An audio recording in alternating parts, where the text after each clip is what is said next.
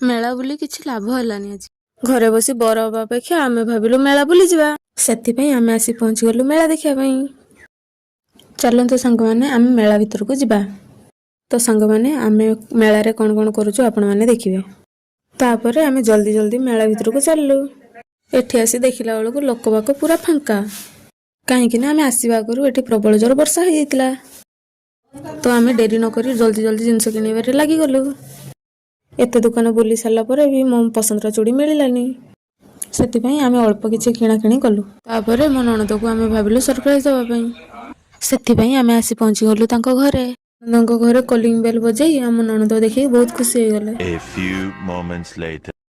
दीदी घरे पहुंची बारिपदार फेमस आमे मांस मुड़ी खाइलु। मांस मुड़ी रो टेस्ट बहुत बढ़िया। देखंतु सांग माने ये होची मोर गोटे बोली गेला ननद। तो सांग माने मो स्वामी न खाइला बेले खाइ जाउछंती काहाको अनेबारे ना धरनांती। तांको कहली लो धीरे धीरे खाउनो तंटरे लागिवो। सांग माने देखंतु ये होची मोर क्यूट भाणीजी। The next day. मजा मस्ती कर सारला परे आमे आसी पहुंची गलु घर। रहिली जय जगन्नाथ।